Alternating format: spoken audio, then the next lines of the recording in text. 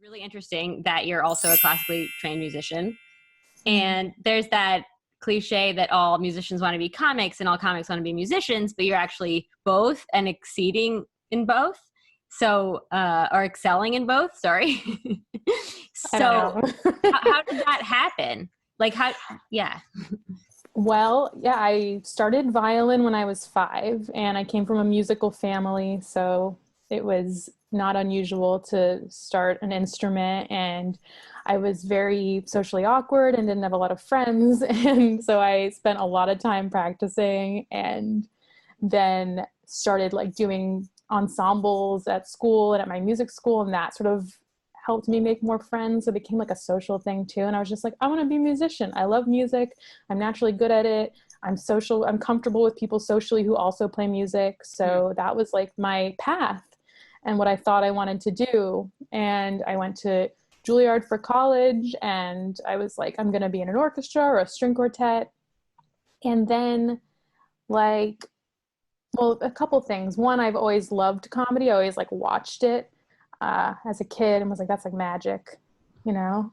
And, but I was like, I can't do that or anything. Yeah. And I would make my parents laugh. I do impressions, but I never took that seriously. And then when I was in my first year of my master's at Juilliard, I had a wrist injury, just repetitive stress from playing. So I couldn't play viola for 2 months. And I went to an open mic because I was just like, I've always kind of wanted to try this, so why not? And then I loved it. And then as soon as I graduated, I just started going to open mics every day and like fitting it around my music freelance work, which I had like started doing in college. So they kind of both just like started happening. Wow. And I guess there are more parallels than I realized, because there is definitely, I feel like comedy attracts people that are maybe feel a little bit on the outside of like mass society. And then there's this social group just for us weird people. right. Yeah. I think a lot of comedians will say that they feel uncomfortable socially, but they like hanging out with other comics. So I guess it's, yeah, the same thing a little. Although I don't know, I still feel uncomfortable around a lot of comics. I feel like I'm not that quick on my feet, and like when people start like ragging on each other, I'm not very good at it.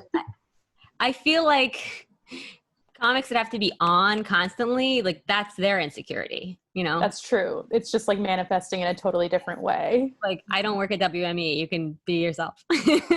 Right. That's funny. What are you trying to impress here? Like, I can't help you any more than you can help me.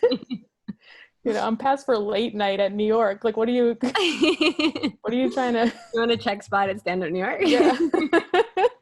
Yeah, right.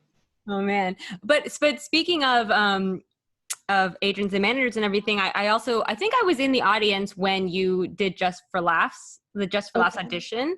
Mm-hmm. That was a really scary room because it's pretty much all industry. And I'm sure it's really tough to get them to laugh, because who's more jaded than an agent? Right. I don't know. I remember my first round audition was weird, and like no one was getting that many laughs, and it seemed like it was mostly industry.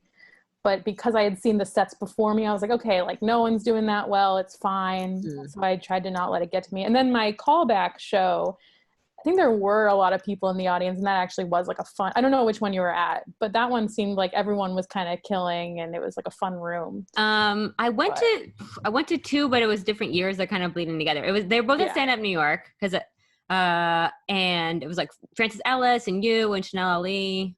Oh, I was at New York Comedy Club, but maybe, who knows? All these shows blur together. It always sucks when you're performing for mostly industry, and it's like even the showcase at Montreal is like a ton of industry people, like your big moment. How's that crowd?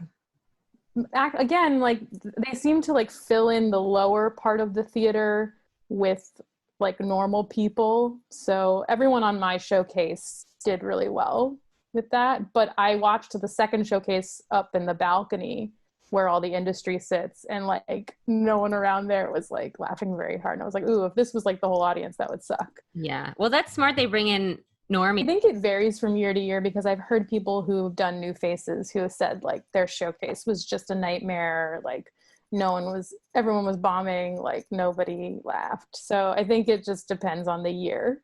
Yeah. And the day. My day was good. So was that what led to your late night TV debut on The Tonight Show?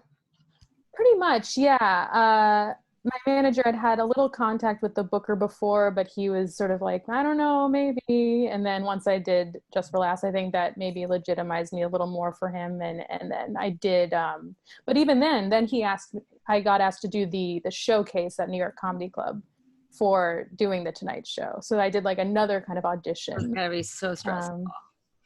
Yeah, it is, because it's like such a short set and you're just like, all right, like. Is it only 5 minutes they let you do? Yeah. But I don't know. I think I thrive. It's weird with music. If I'm stressed, I mess up my performance because I'm like shaking and my bow shakes and it's a mess. But with comedy, if I'm nervous, I actually think it helps me because my persona on stage is kind of like this nervous person. So I think it gives me a little more like energy and fuel for that.